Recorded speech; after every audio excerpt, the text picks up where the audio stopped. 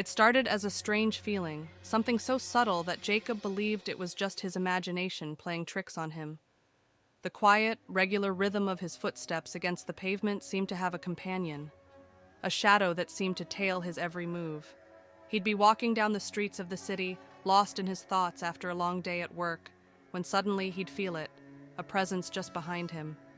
At first, he assumed it was another pedestrian, maybe someone walking in the same direction. But every time he turned to glance over his shoulder, there was no one there. It was an odd sensation that gnawed at the back of his mind. It wasn't a voice, no whispering words, just the unmistakable feeling of someone trailing him. It was as if they were just far enough behind not to be seen, but close enough to be noticed. Jacob shrugged it off. It was a bustling city after all. People walked everywhere. Who was he to assume that someone had any particular interest in him? But the feeling didn't go away. The next day, as he walked down the same street, it happened again. That same unnerving sensation, the faint echo of footsteps that mirrored his own, just a beat behind him. He hesitated for a moment, his heart skipping a beat, before turning to see if he could catch a glimpse of the person following him. Nothing. Just empty space. The sidewalk was as lonely as it had been before, but the air around him felt thick, heavy, charged with something unseen. Jacob dismissed it.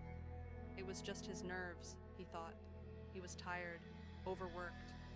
Maybe it was nothing more than his mind playing tricks on him, fatigued by the grind of daily life. The third day, however, was different. As he walked, Jacob couldn't shake the feeling of being watched. The sensation intensified, becoming impossible to ignore. He looked over his shoulder again, and this time, there was someone there. A figure, tall, shrouded in the shadow of the setting sun, just at the edge of his vision. For the briefest moment, Jacob thought it was a trick of the light, an optical illusion.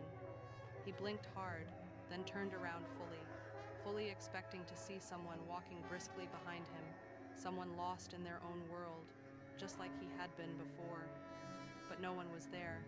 His breath caught in his throat, and for the first time, Jacob's heart raced with a more primal fear.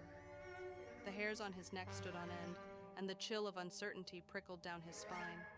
He felt the weight of eyes on him, like a pair of invisible hands reaching for him through the air. Jacob quickened his pace, dismissing the unsettling feeling, though the footsteps behind him grew louder, closer. Each step felt synchronized with his own. There was no escaping it now. His eyes darted to the left and right, and once again, he saw no one. The world around him continued as usual, yet something about this moment, this stretch of the street, felt strangely out of place. Panic set in as the feeling of being followed morphed from discomfort into genuine terror. Was it paranoia? Or had someone truly been following him the entire time? Jacob's breath became shallow. He didn't know why, but he could no longer shake the feeling that he wasn't alone. It was no longer just a casual awareness of his surroundings. It was a nagging certainty that someone was just behind him, watching, waiting. Despite his best efforts, Jacob couldn't stop looking over his shoulder, searching, straining for any hint of a presence that might explain the growing unease. He didn't know what to do. Should he confront it? Should he run? But what if it wasn't a person at all? What if it was something else? The streets began to seem darker, the shadows longer, as if the city had somehow grown colder with the weight of his thoughts. The footsteps echoed behind him like a persistent, unseen companion, urging him forward. In the days that followed, the sensation worsened. Each time Jacob stepped onto the pavement, each time he walked home from work, the feeling grew stronger, more pronounced. Someone was following him, that was certain. And the sound of their footsteps was no longer faint, no longer distant. Every day it grew louder, more distinct. It was no longer something he could dismiss as his imagination or the hustle of the city. It was something real, something that was right there, always just behind him. He began to alter his routes. He tried to confuse whatever, or whoever, it was, turning sharply down alleyways, ducking into stores, taking sudden left turns, hoping to lose the trail. But every time he tried, The footsteps followed, without fail, without hesitation. He began to notice little details. The footfalls never wavered in their pattern. They were always in perfect sync with his own pace, moving steadily and with intent, just a beat behind. Jacob's sleep grew restless. His mind raced. He could hear the footsteps even in the dead of night, as if they had followed him into his dreams. The feeling of being stalked, of being relentlessly pursued, gnawed at him through the hours when he wasn't walking, and when he woke, drenched in sweat, the same terrifying sensation lingered in his chest. He wondered if he had become paranoid, unraveling at the edges. He thought perhaps he was losing his mind, or worse, maybe the world around him was warping in strange and unsettling ways.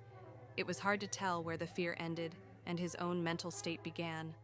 One night, unable to sleep, Jacob sat by the window of his apartment, gazing out into the dark streets below. The city was quieter now, the hum of life dimmed by the hours, but he could feel the presence.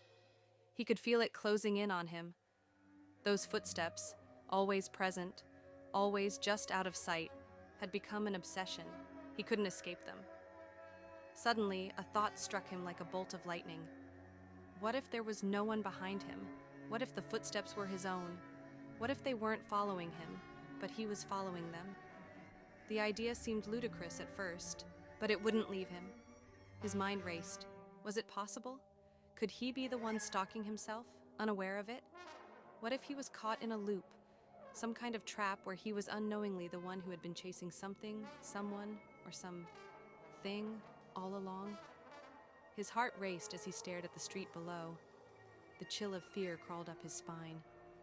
The city had grown deathly quiet now, and for a brief, fleeting moment, he thought he could hear something beyond the hum of the wind. Footsteps, soft, steady, and unrelenting. The realization hit him all at once, a wave crashing over him with such force that he staggered back from the window. He wasn't being followed. He was the one following. Days passed, and Jacob's sense of dread grew heavier, darker, as though it was an insidious weight that clung to him like a second skin.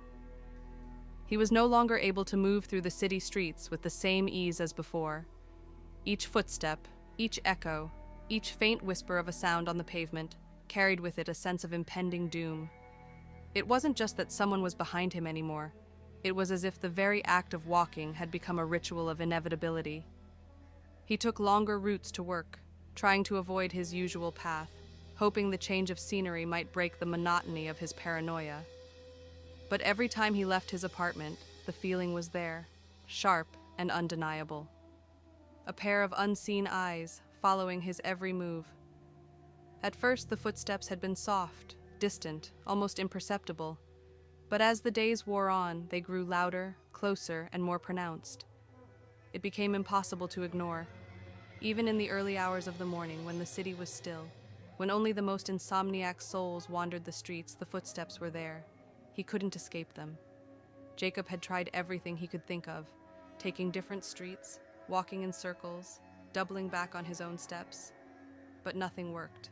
The sensation never left. The footsteps, growing steadily louder, closer, never ceased.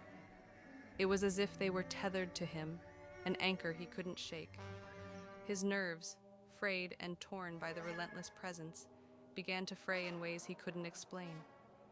Each time he moved, each time he took a step, the sound behind him seemed to resonate deeper in his bones, more bone-chilling. What had once been an odd, fleeting sensation was now an undeniable truth.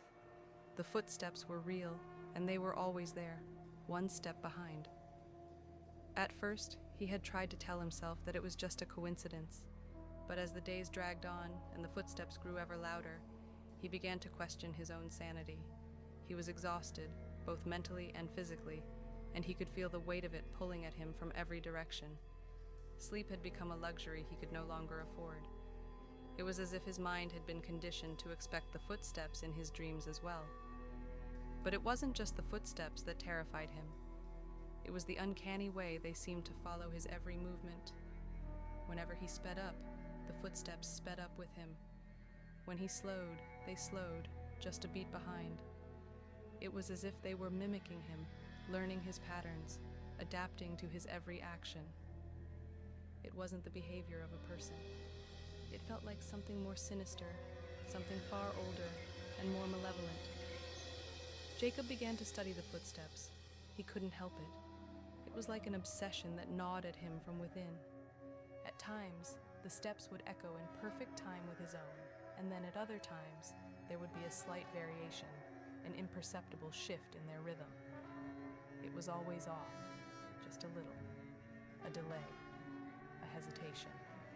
Like the thing following him wasn't entirely synchronized with him, but was still trying to keep up. One night, as Jacob walked home from work, the feeling reached its apex. The streets were unusually empty, the usual hum of the city muted by the eerie silence of the hour. He couldn't tell if it was the late hour or his nerves, but it felt as though he had entered some kind of void. The city had receded into an uncanny stillness that made his skin crawl. He quickened his pace, walking faster now, hoping to outpace the growing dread that seemed to stalk him. But it followed. The steps, sharp and unmistakable, echoed in the empty streets, louder now, more pronounced. He could feel them reverberating in his chest, his heart pounding in time with the footsteps. He couldn't see the person, or whatever it was behind him, but he knew it was there. He could feel its presence closing in. He stopped. He couldn't help himself. He spun on his heel and stood still in the middle of the street, straining his ears for any sign of the person following him. The footsteps stopped. For a split second, there was silence. Jacob stood frozen, his heart racing in his chest. His mind screamed at him to turn around, to look, but the fear rooted him in place. He knew that something was wrong. It wasn't the kind of silence that brought peace. It was the kind of silence that came right before something terrible happened. Suddenly, the quiet was shattered. A new set of footsteps began to echo, not from behind him, but ahead. They were soft at first, barely a whisper against the ground, but they grew louder, closer, as though someone were walking toward him. Jacob's heart stopped. The new footsteps matched his pace, moving in sync with his every step, as though whatever was walking toward him had already studied his movements. The rhythmic pattern of their steps was eerily identical to his own, but that was impossible. He had been walking alone. He had always been walking alone. Yet the sound grew louder, more distinct, and then, with a suddenness that made his blood run cold, it stopped. Jacob's breath caught in his throat. There was no one in front of him, no one behind him, but the silence had shifted. Now, he could feel it. Something had changed. The footsteps had stopped, but their presence was still hanging in the air, palpable and suffocating. He turned around again, quickly. His body was tense, his eyes scanning the darkness for any hint of movement. And for a moment, just a moment, he thought he saw something. A shadow flickering in the corner of his eye. A figure standing still, hidden in the dark. He spun again, but there was nothing there. Jacob stumbled backward, his hands clenched into fists, his body shaking with a mix of terror and confusion. He wasn't sure what was happening anymore. Was he losing his mind? Was this real? And then, something unexpected occurred. The footsteps behind him started again. But this time, they weren't just behind him. They weren't coming from the usual distance. They were right there, just beside him. Jacob's breath caught in his throat as the sensation hit him like a hammer. The footsteps, so familiar, so certain, had moved closer, much closer. And now, instead of feeling the distance of the pursuer, he could feel them, right next to him. He could hear them as if they were standing in the very space beside him. It was impossible. No one was there. But the rhythm of the steps was undeniable. the same steady cadence just beside him, as if it were his own footsteps. Jacob's pulse raced in panic. The realization hit him with sickening clarity. The footsteps weren't following him at all. He was the one being followed. He was being stalked, tailed, but not by anyone he could see, not by a person, but by something else, something more insidious. And then, a voice, soft, barely audible, whispered in his mind, "You are following me." It wasn't spoken aloud. It wasn't a sound in the air, but it was there, inside his head, like a cold breath against his ear. Jacob froze. The words echoed in his mind, chilling him to the bone. The footsteps were no longer his own. They were theirs.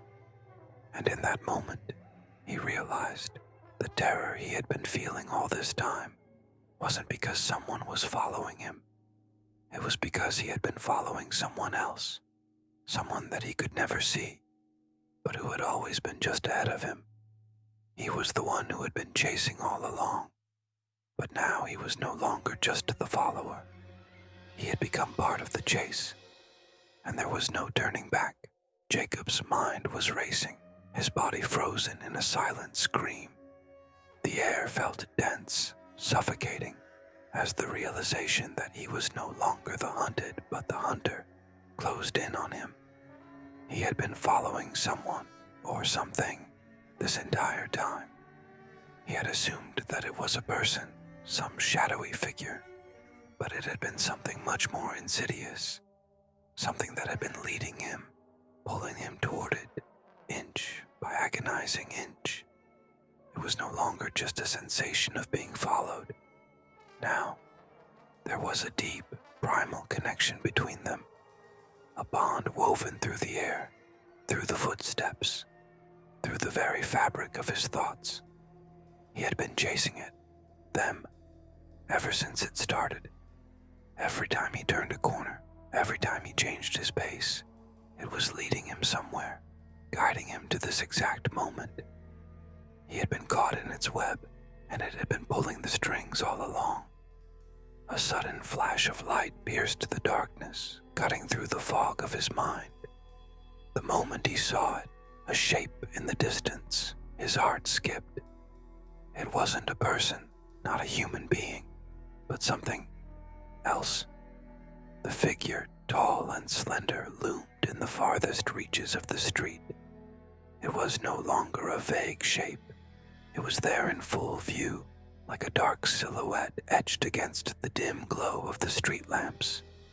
And yet, there was no clarity, no real detail, just a form that swayed and flickered, like smoke caught in the wind. Jacob felt his body move of its own accord. His feet shuffled forward, unwilling to stop, drawn by the force of something intangible, like a magnetic pull. The rhythm of the footsteps, those cursed, persistent steps, had changed. They were now one with his own, almost indistinguishable from his own movements. It was as if they had merged, as if there was no longer any difference between the two. But the fear, the terror, it still gripped him. He stepped forward once again, his footfall light against the pavement. He didn't know why he was moving toward it, why he couldn't stop himself. It was as if his very will had been stripped from him, his thoughts clouded by something far older than the city, far older than his own mind. Every step brought him closer to the figure, and yet, with every step, he felt more and more detached from himself.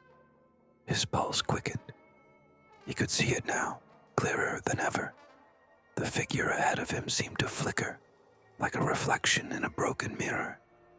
It was tall and impossibly thin, its edges blurred as though it was being distorted by something unseen. It didn't walk like a human. Its movements were wrong, unnatural, jerky, as though it existed in a different rhythm, a different time. The footsteps that had been trailing him, the ones that had echoed so persistently behind him, were now in front of him, as though the balance had shifted. They were no longer merely a sound in the night. They were a part of him, moving in synchrony with his every step. And in that strange and horrifying moment, Jacob realized that the footsteps hadn't been following him at all. They had been pulling him forward, urging him on toward the inevitable. He reached out a trembling hand. The figure in the distance seemed to shimmer and stretch, like it was dissolving into the air, yet still anchored to the ground. It was neither solid nor intangible. It existed in a place between reality and illusion. And then, the figure spoke, though no words left its lips.